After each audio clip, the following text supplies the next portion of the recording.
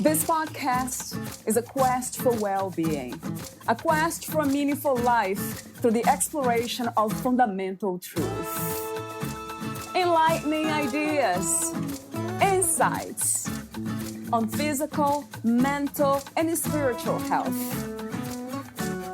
The inspiration is love. The aspiration is to awaken new ways of thinking that can lead us to a new way of being well. Welcome to Body, Mind, and Soul Healing Conversations.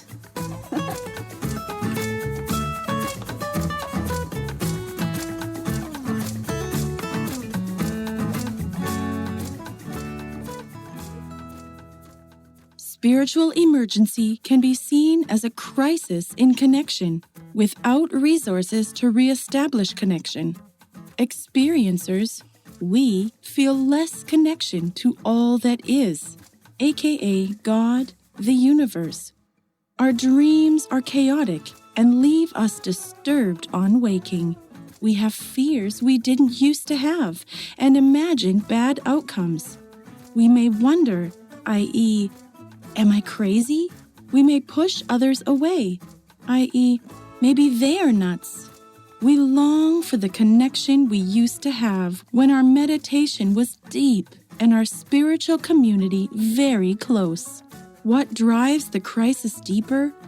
We may be suffering fear of loss or deep loss, death of a loved one, loss of a job or role in the community, or seeing the erosion of governmental institutions designed to keep us safe and secure.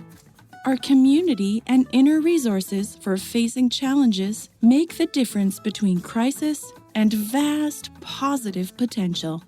The global pandemic has thrown many of us into this kind of loss of connection we never thought possible, cooped up home alone or with partner and kids for months, stressed out by the irritations they present day after day, no alternative life at a workplace, none of the sweet distractions like restaurants, coffee houses, schools, concerts, religious events, and community dances that helped keep us in balance. No hugs with friends that affirmed belonging to a wider community. Masks hiding others' human responses at shared events, contributing to less connection. The economic crisis and focus on racial prejudice and social injustice erode the very foundations of connection to life as well. Resources we used to have are gone or diminished. So we are suffering some or maybe lots of loss of connection. But is that all bad? Throughout the ages, individuals have paid dearly to go on retreat, to isolate themselves from society. They deliberately let go of the known for a period of time, even consider that of value. Why? To reconnect with their God, to take their spiritual practices deeper via more meditation, prayer, and scriptural study, to focus more fully on yoga, tai chi, or specific movements that bring more peace and harmony, to revitalize by connecting with nature and animals without distraction, to reevaluate their direction in life and seek vision for next steps. If we value the isolation, we look at it this way: time to immerse in close relationships like family can restore and deepen bonds. A trusting relationship with a mentor or counselor can restore an acceptance with and care of oneself, just as a pastoral or spiritual counselor can help inspire one's connection to the spiritual realms, writes Dr. Emma Bragdon. Valeria interviews Dr. Emma. She is the Executive Director of Integrative Mental Health for You, imhu.org. They offer 34 online courses aimed at helping individuals have optimal mental health. Dr. Bragdon has been a pioneer in the field of spiritual emergency, crises that are associated with personal evolution. She was licensed as a psychotherapist in 1998 and has a private practice online and in Vermont. She also teaches online courses, has published 7 books, and co-produced 2 documentary films about spiritual healing in Brazil. Here is the interview with Emma Bragdon.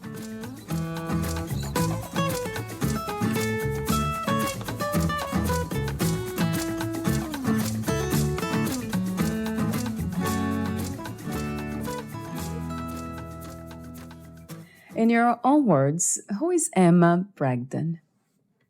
Oh, that's interesting question to start off with. So Emma Bragdon is a woman that I would like to consider an elder because she's past 65 and has been doing a lot of meditation and study in her life, and so hopefully has more compassion as well as a bit more wisdom than she had when she was 15. I identify myself as someone who loves to meditate at this point in my life. And along with that, I do have some professional things that I do. For instance, I'm professional coach. Some people think of me as a psychologist, but I prefer the word coach because it really is a movement towards helping people find their goal, just like in a sport, right. Making a goal.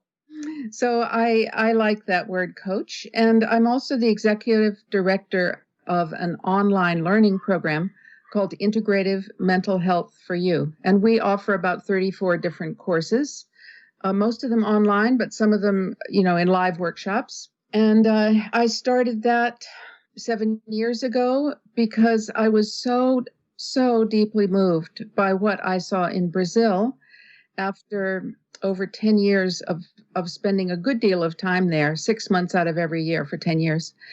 And I was deeply impressed by some of the Spiritist movement and what they were in particular doing for people who were in a spiritual crisis. So the online learning programs that I offer aren't just about spiritual crisis, but I came to believe, and actually in my graduate school, I came to believe that our approach to spirituality is really extremely important in terms of finding optimal well-being.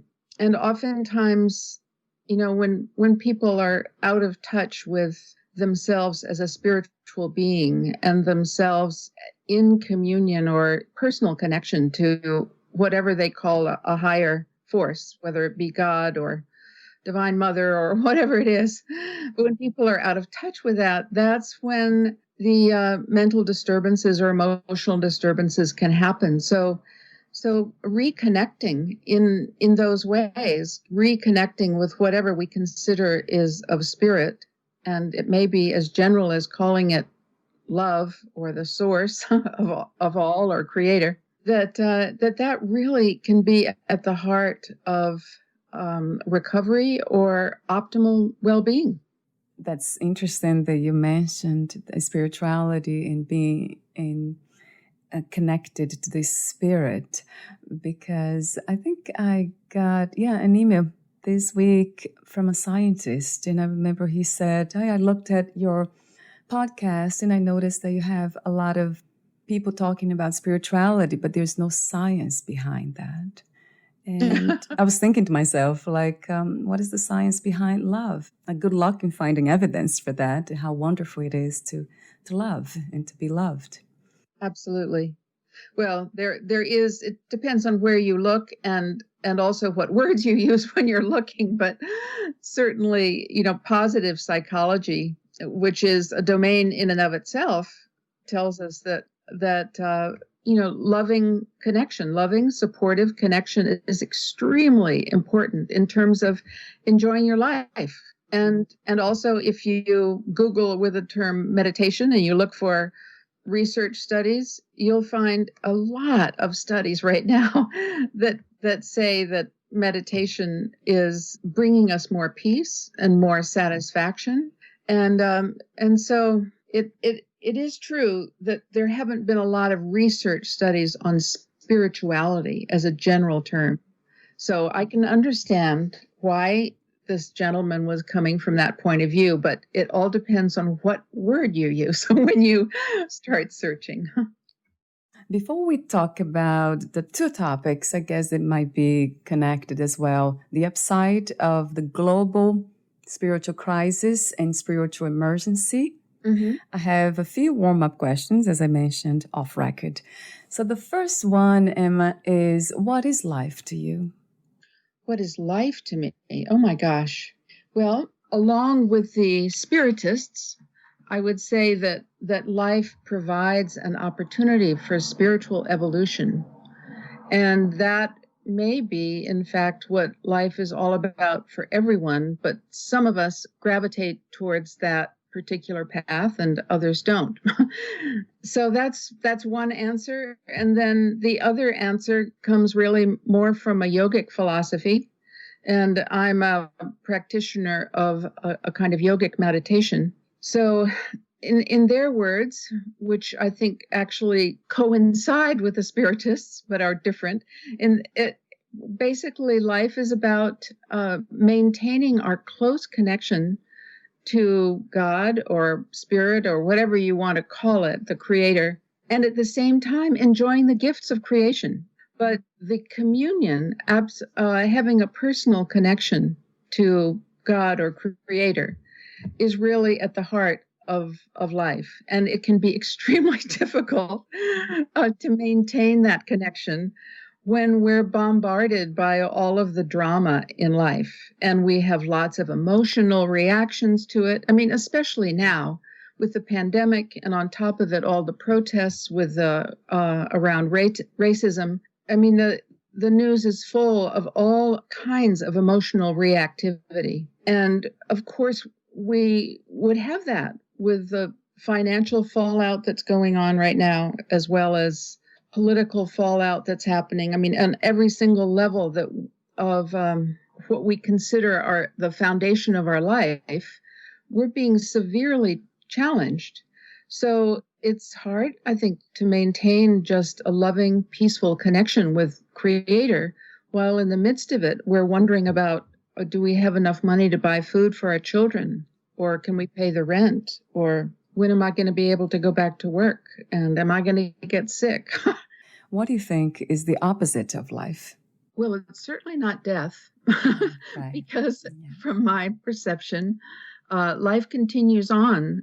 And after we leave this particular life, we move into something that is just a different kind of life. And so it could very well be, and I happen to believe it is, that we're eternal beings. So the opposite of life, what a question. I would say that the opposite of life would really be denial of connection to spirit, denial of connection to love, or ignorance of that, being out of touch with love, being out of touch with spirit, for whatever reason, whether it's ignorance or whether it's a sense of profound disappointment in life that takes us to a point where we say, well, there can't be anything good because I'm in despair. So that kind of darkness or ignorance, I would say, would put us in opposition to what life has to offer. In your bio, you wrote this section here. You said, there's got to be a way of life in which people are truly happy and not drowning their sorrows in alcohol or hiding them under psychiatric medications. The question for you is, what is spiritual emergency? And is that the same as spiritual crisis? Are they connected somehow? You know, it's at this point, I think it's a real word game, Valeria, because spiritual emergency isn't really accepted fully in our vocabulary. It's not a call a kitchen table word. Yeah. And so it's new for a lot of people. And when people think of spiritual crisis, I think they connect it with a kind of existential crisis, like maybe something that a young person would go through right around college age or perhaps younger. But those existential questions like, what is life about? What is the opposite of life? True. And who am I? And what are my gifts? And what do I want to do with my life? I mean, those kinds of questions can throw a lot of us into a difficult, challenging place. But spiritual emergency is a word that was, well, actually two words that were coined in the 1970s by Stan and Christina Groff. And what they realized is that some people are moving into higher states of consciousness and then feeling very disoriented because our culture, and especially at that time in the 1970s, really didn't have the language to describe higher states of consciousness. But more and more people were reading literature from the Far East, or taking on meditation, taking on yoga practices, taking on martial arts practices, trying sacred medicines, herbs to change their consciousness. So there were a lot of changes going on, and people who were going into expanded states of consciousness needed a particular kind of guidance and support so that they could make that spiritual emergency. If they were feeling acute disorientation, it would be an emergency, but they could integrate the lessons they could get from that expansion of consciousness and have it really improve the quality of their life. So Stan Groff, who is a psychiatrist, really wanted to create a support network for people in this kind of spiritual emergency. And he would likely say, well, spiritual emergency is the same as spiritual crisis. But in fact, we could say it's the same. It includes a kind of existential crisis. But then on the other hand, there are lots of different ways that people have expanded states of consciousness now that aren't necessarily connected to an existential crisis. For instance, a near-death experience. More and more people are being resuscitated because of our equipment in hospitals these days. And people who have near-death experiences may have even flatlined. In other words, shown no brain activity for a period of time. And people around them, the healthcare providers would say, well, this person's gone. But then that person, because of the resuscitation equipment, may come back and report some amazing experiences. For instance, talking to beings on a spiritual level that would throw the person experiencing it into a sense of real disorientation. And if that kind of experience, talking to spirits, I'm thinking about Eben Alexander, a neurosurgeon who never believed in near-death experience, and then he had a bacterial meningitis, and he was basically flatlining for most of a week. And he came back to life fully and said, I talked to my sister who died years ago. I had experiences where I felt that I was connecting to God in a way that I'd never connected before. And he completely transformed his life around so that he's now assisting people to move into higher states of consciousness without dying and without going through an extremely stressful experience. Anyway, there are a lot more ways that people can reach into expanded states of consciousness these days since the 1970s. So I would say just the way we use language, we think, well, spiritual crisis is kind of like an existential crisis, or maybe it's some a sense of betrayal by one's faith. For instance, all the pedophilia that's gone on in the Catholic Church, which of course goes on in other churches as well. It's not unique to Catholicism. But if one is very identified with one's religious life, and then all of a sudden feels deeply betrayed by the religion because of some of the activity, immoral activity going on, then that can also throw someone into a spiritual crisis. But spiritual emergency is really about moving into higher states of consciousness and then getting disoriented because it changes your whole worldview and even changes maybe what you want to do in your life. And then you need to reevaluate and then reorder your life and basically take time out to do that. How is a spiritual crisis different from mental illness?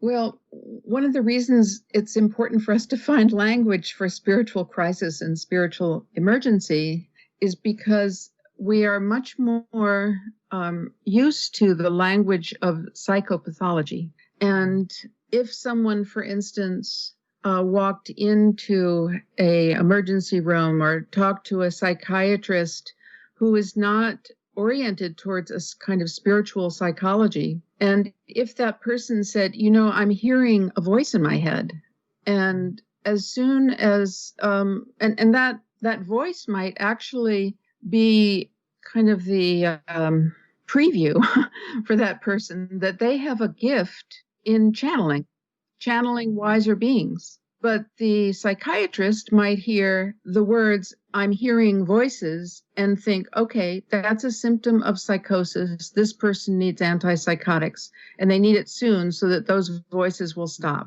Yeah. So we're in a very difficult situation here where we don't really have language to differentiate spiritual some of the things that can happen, the phenomena that can happen with a spiritual crisis, and how it's really different than psychopathology. And from my point of view, everyone needs to understand what a spiritual emergency is so they can not only assist themselves, but help their loved ones if that kind of situation arises. But very importantly, healthcare providers need to be able to understand that spiritual emergency and spiritual crisis exist, and they're in a different category than psychopathology. And people in a spiritual crisis need a different kind of support. If someone's in a spiritual crisis and they haven't slept for 2 or 3 days, then certainly some kind of a pharmaceutical might be the most compassionate response in order to help them sleep and recover their balance.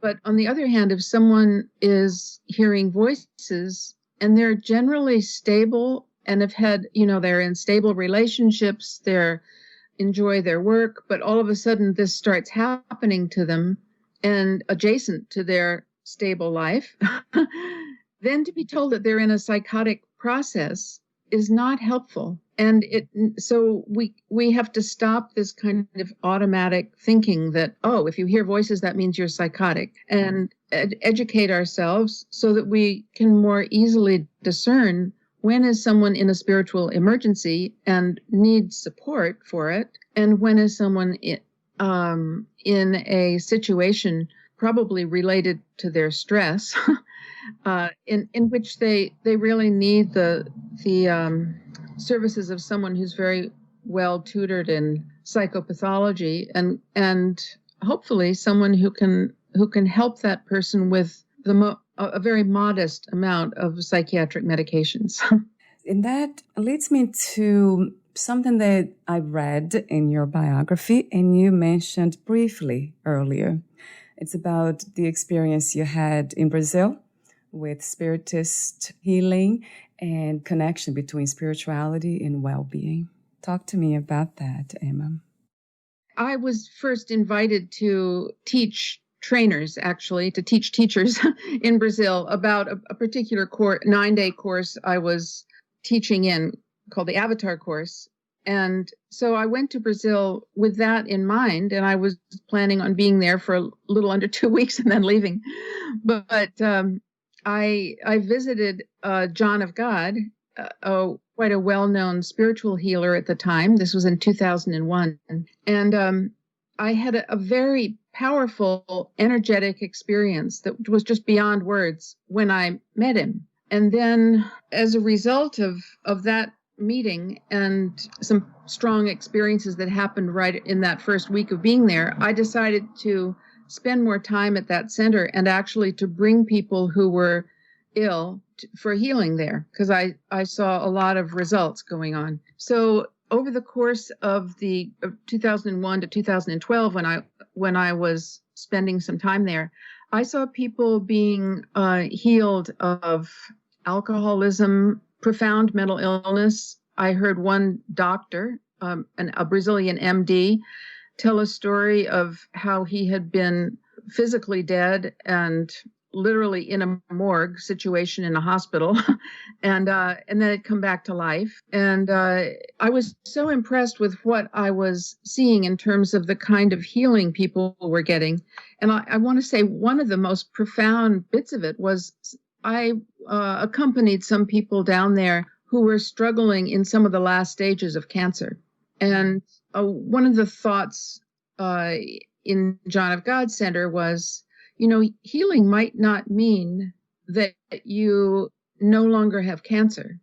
Healing might mean that you die in total peace, and that your family is with you and they are also in peace, which was a stunning way of looking at it.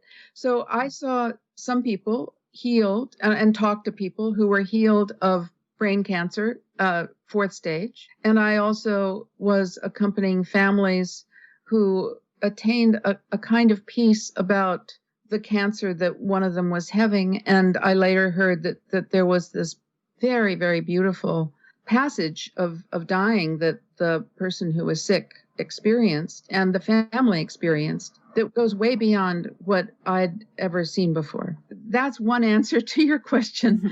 But the other answer is that I was very drawn to see what the spiritists were doing in their psychiatric hospitals, because I'm trained as a psychologist. And one of the most impactful things that I saw, which is very different than what we have in the United States, is that mediums who were extremely well trained, perhaps several decades of training, were invited in to work with some of the patients. And some of the mediums were very well trained in energy work and would give the patients the energy work within the psychiatric hospital. And some people were extremely well trained on a level where they could be medical intuitives and really get into the depth of why a person has a particular mental disturbance and what kind of treatment or support they need in order to be balanced again. And in some cases, there was a process going on called disobsession, which had to do with the interaction of spirits with the person who was mentally disturbed. And the mediums were trained not only to identify in very clear terms what was that dynamic or that relationship, negative relationship that was going on, but also how to help the person become detached from that influence, and also help the being that was negatively influencing the human being to help that disembodied being to go on into the light. So it was a practice of tremendous love and presence. There were other elements that go on in the Spiritist Psychiatric Hospital that also deeply impressed me. For instance, the idea of having someone come in who is a Spiritist, who is not coming in to make sure that you become a Spiritist, but to offer fellowship and a loving connection. And we would call that peer support within psychology in the United States, but it's a particular kind of peer support because the people who offered themselves to do this kind of volunteer work within the hospitals were really oriented to assist in spiritual evolution in their own evolution, as well as the evolution of the people that they were being with. So again, this was not about trying to make people into spiritists, but offer loving connection. And I was so deeply impressed, and continue to be, by just those elements. And certainly there were more elements, but I don't think we have time to go into that. I love that too, but I was not familiar with those mediums in psychiatric hospitals. So I'm wondering if this can happen here in the United States.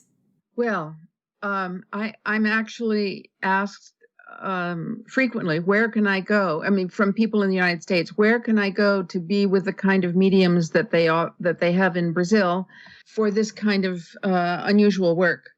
And there are 70 spiritist centers that approximately 70 in the United States, but very few of them actually have working groups of mediums who are offering what in Brazil is called disobsession. In England, it's called spirit release.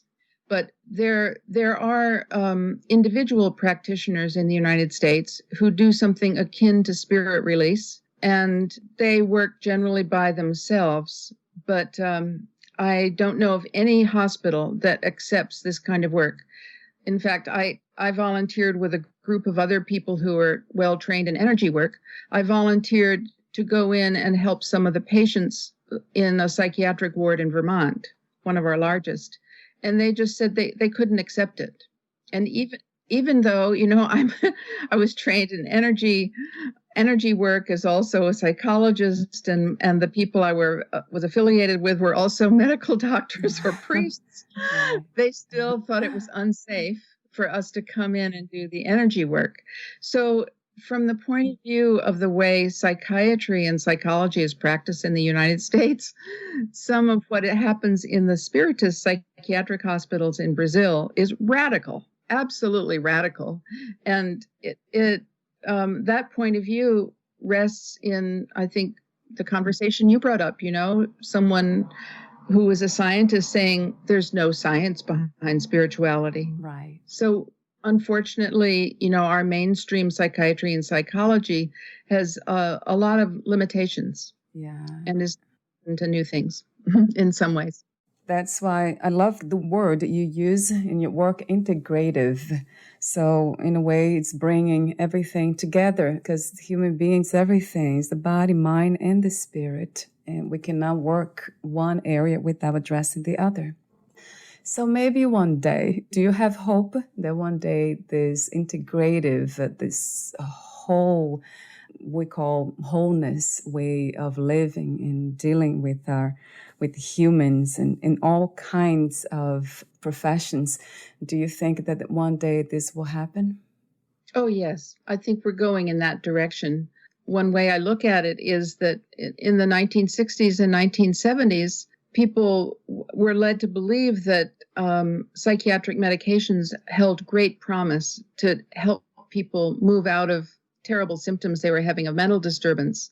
But the psych meds have not fulfilled that promise, and that's become extremely evident.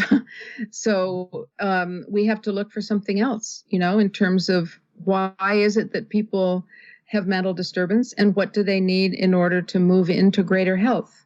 And that conversation is going on right now, even though mainstream medicine still uses psych meds as if that's the best standard of care. If you look more deeply into, well, what are the heads of the National Institute of Mental Health and people of that altitude, what are they conversing about? And what they're conversing about is, we don't know the cause of mental illness. And, well, it's a good sign, right? I mean, you have to humble yourself to say something like that if you're a psychiatrist and you're the head of the National Institute of Mental Health. What is the meaning of freedom to you, Emma? What is to be free? Yeah, to be free. Wow. I have freedom very linked with discipline right now in my life. So I have to answer you in a very personal way. And that is, I do lead quite a disciplined life, and in terms of being very disciplined with eating well, trying to eat organic produce, for instance, having lots of fruit and veggies, making sure that I have supplements, making sure I get enough exercise, all of those kind of basic things, but also to meditate twice a day. And so a lot of people, I think, would look at my life and say, wow, it's like she's living in a convent or something. What's going on with her? But actually, what this kind of life has brought for me is a sense of deep personal connection and communion with spirit. And out of that, I feel a kind of limitlessness. In other words, God for me represents love, but it's a kind of infinite love that has no limits at all. And if I feel my personal connection to God through my meditation and through bringing the Creator into my just everyday life, and I feel closer then to that sense of infinite love, infinite bliss, infinite presence. And to me, that is a source of tremendous freedom. I love that. And that made me think about another question. Do you connect this, your kind of practice, to being a way to avoid spiritual crisis and spiritual emergencies? Gee, that's a hard one to answer very quickly, because I've had the great good fortune, Valeria, of being with some very highly evolved spiritual teachers. And that started actually when I was 20 years old. My teacher was Suzuki Roshi, a Zen Buddhist priest who was considered to be enlightened. And to start life from that point of view, and then also be listening to his lectures where he was describing some of the deep philosophy, and then living in a situation where I had interaction with him every day, it was an extraordinary model for deep meditation and also bringing meditation into one's daily life. And a lot of people don't have that kind of modeling going on.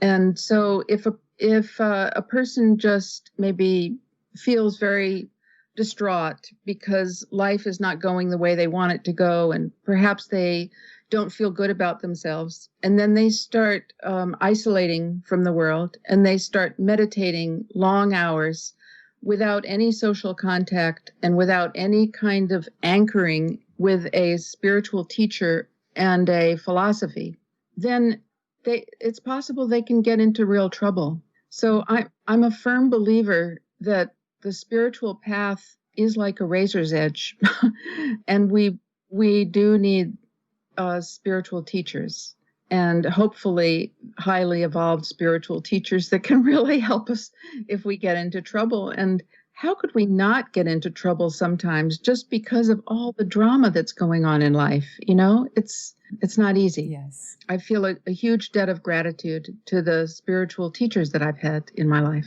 That brings me to another question. At this time, what do you think is the world's greatest need? Oh, that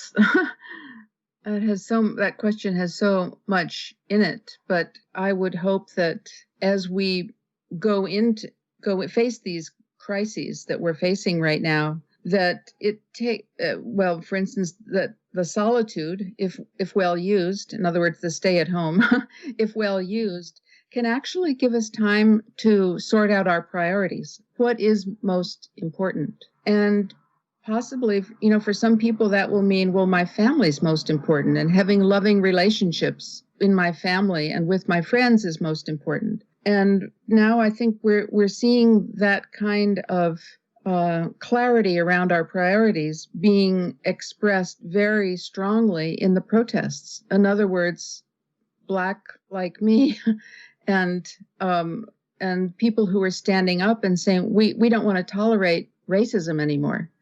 So there's been in terms of what do we need, I think ultimately what we need more is more connection to love, whether we call that God or not, but more connection to love, which will bring us into a more kind of a society or culture that's based on compassion and bringing everyone, no matter what the color of their skin, what they essentially need, providing the basics for everybody on the planet. And so ultimately, I think that's what we all need.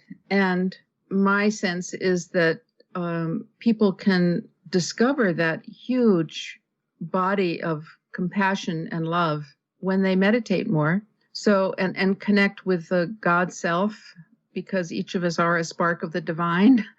So when we connect with the God self in whatever way we do that, and there are many ways, it takes people into a deeper compassion, and also a deeper desire to be in service and to help our fellow man. So I would say that that's the most important. And of course, along with that comes a feeling of empathy, being able to feel for other people. And hopefully our politics and our social structures will move more and more in that direction. I'm wondering if we can find the spiritual teacher within. Is that possible? Valeria, that's a great question. And I do think, for many people that they can find the voice of their higher self within, and it can give them a tremendous sense of guidance. And that might be totally sufficient. But the danger, I think, lies with people who are starting from a place of despair or disappointment in life and disappointment in themselves, and then they isolate and they use the practice of meditation to continue to isolate and basically hole up with their despair. And so that certainly isn't everybody, but there's so many different meditation practices now, and it's totally wonderful to see so many people taking initiative and moving into whatever practice appeals to them and becoming more intuitive so that they can follow what their inner guidance tells them, which is oftentimes the right way to go. You wrote 2 books on spiritual emergency in 1988 and 1990. So my question is, what was the inspiration for writing these books? When the Groffs created the Spiritual Emergence Network in 1980, I heard about it quite soon afterwards, and all I wanted to do was go work there for them. Yeah. But I wasn't in a life situation where I could do that. And instead, I took a right turn, as it were, and went to graduate school. And then I continued my interest in it. And because I had developed such an interest, I was asked to create 2 invited conferences for psychiatrists, psychologists, spiritual leaders to come together and say, what is spiritual emergency? How can we identify it? How can we bring it into the study of psychology? And what kind of treatment do people need? Not treatment really, but support when they're going through it. And that the 2 invited conferences that I put together then became part of my dissertation, and then became the first book, which was a source book for helping people in spiritual emergency. So on that kind of academic level, that's how that book started. And then Harper San Francisco saw that first book and actually came to me and said, would you write another book for us?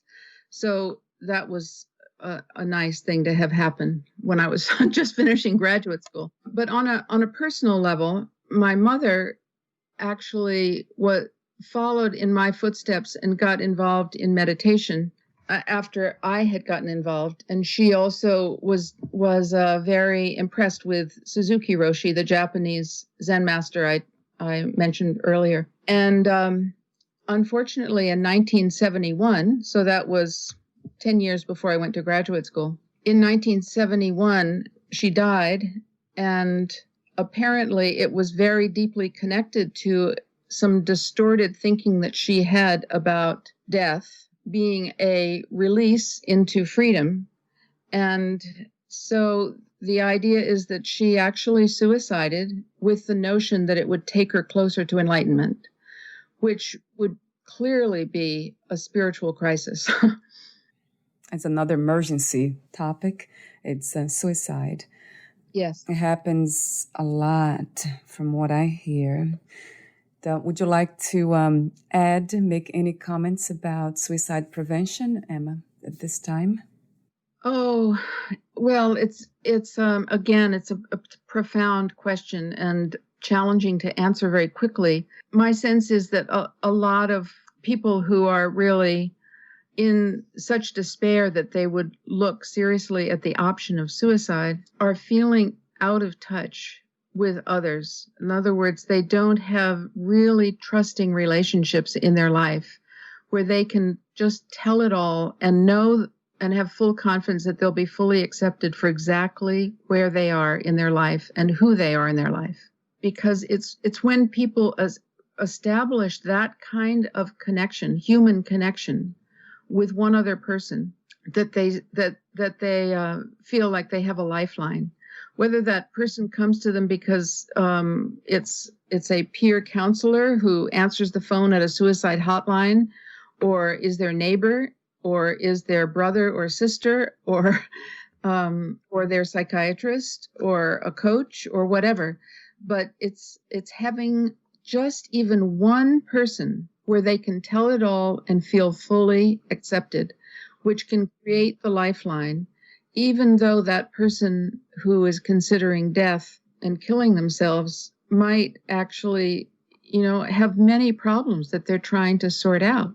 For instance, they don't have enough money, or they feel like they've really failed in their intimate relationship, or they've failed their children, or they're alcoholics, they can't get through it, or whatever it is. But essentially, it's what you stand for, Valeria, which is, as I hear it, love.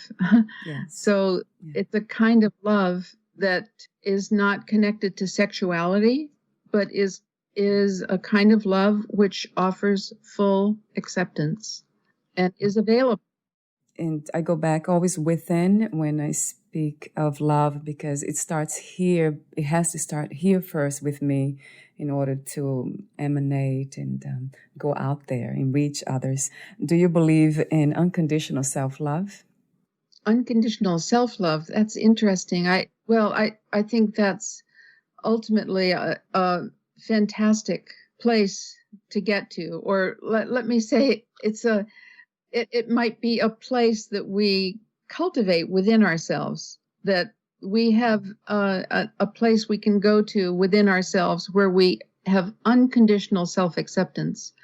But if a person, I'm sorry if I'm seeing the downside of things, but part of my training probably is that, one way that can lead to a distortion is someone saying, well, I'm fine just the way I am. Everything's cool. And there's no desire at all to evolve on a personal level or to contribute to other people's lives. It could be, in fact, a platform in which someone stands in a tremendous amount of egotism without any empathy for what's going on with other people. So my sense is that, it's a wonderful place to have within ourselves, and also have empathy for other people and a desire to assist the world to move into a higher standard of living. Yes. And the discipline to move in that direction and be effective. So there are all kinds of places maybe that we need to cultivate within ourselves, but I certainly would be an advocate of everyone having an island of total safety and unconditional self-love within themselves. I believe that love, or unconditional self-love, has a lot to do with accepting oneself totally, and from that, helping others to do the same. And it might be just loving yourself as you love others at the same time. Reminds me of the Bible, love others as you love yourself. So if there's unconditional love that you can extend to yourself, then you're also in a better position to extend it to others. And if people don't have that unconditional self-regard, then it's very hard to truly offer the depth of it to another person. Yeah, I would like to ask you a few more questions, but before that, would you like to add anything or read a passage from one of your books? Something I'd like to say is that one of the things that I saw in Brazil that was very impactful for me is that I met several people who had been diagnosed as schizophrenic. That's a very serious diagnosis to give someone, and they had received it because they were hearing voices, and because they were having experiences of seeing things that weren't there for other people in more ordinary states of consciousness. And one of the things that happened when they interacted with the spiritist mediums, is that they began to see that they had actual gifts of being intuitives themselves. And they simply needed to get training in order to bring forth their gifts. So in one case, a man by the name of Marcello, who was Catholic, he had absolutely no framework for this kind of thing and thought, well, if I'm hearing voices, that means I'm just psychotic. That's the way it is. But he entered into training with highly trained mediums and became an exceptional healer himself. And so to know that kind of transition can happen for people who've been diagnosed as schizophrenic is extraordinary to me. And one reason I keep coming back to the spiritist psychiatry, because this kind of practice that has led to that success has been going on for 100 years at least. And so it's a good track record. I'd love to see that more integrated in psychiatric hospitals. What was the hardest lesson to learn about yourself in life as of today? Oh, the hardest lesson to learn. Well, I think one of the hardest actually was unconditional love for myself.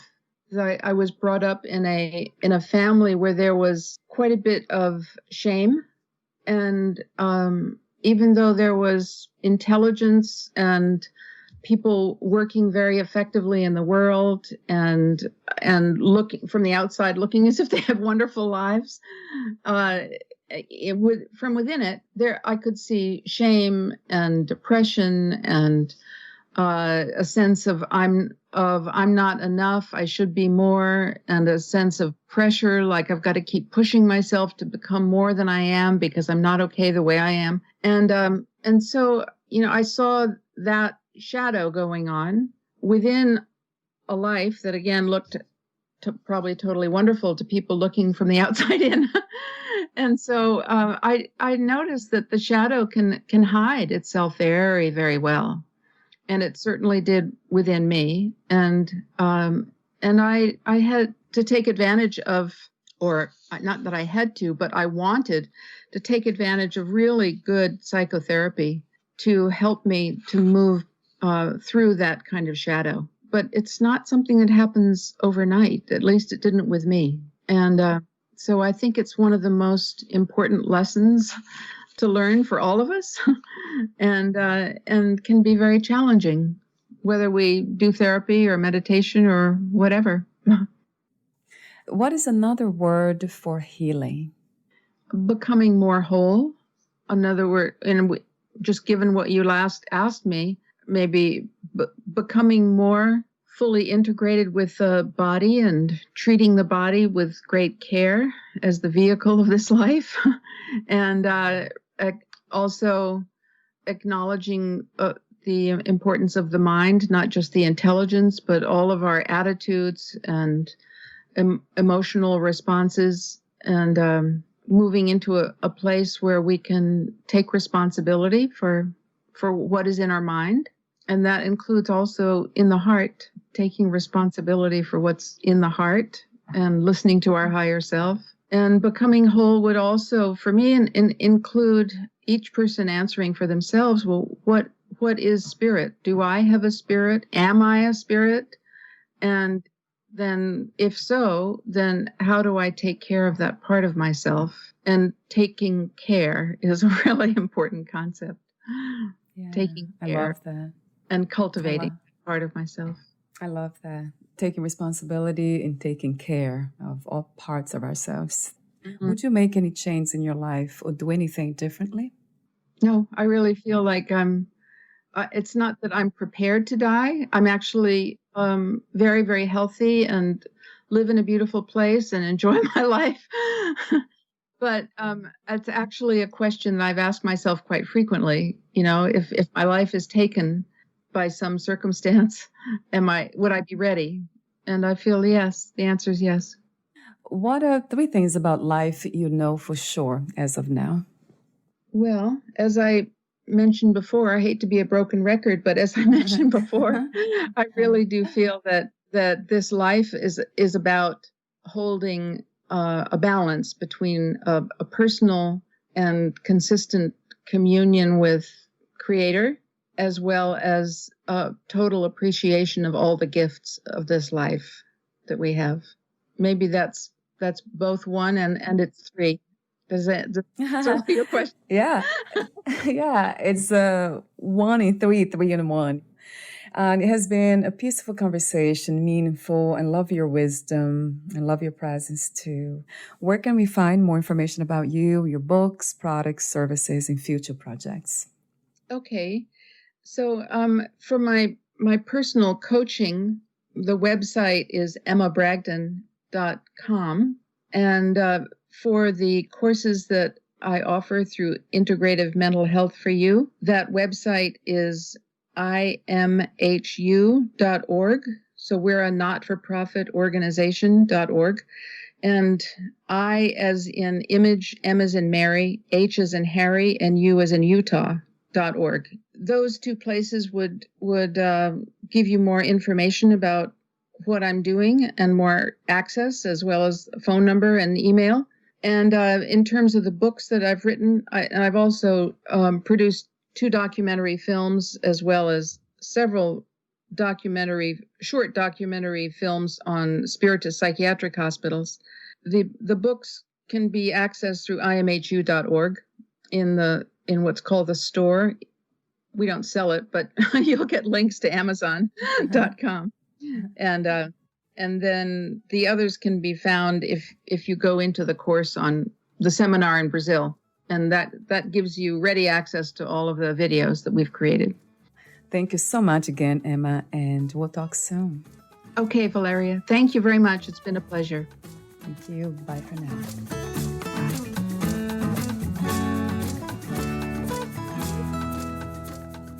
Thank you for listening. To learn more about Emma Bragdon, please visit her website, imhu.org.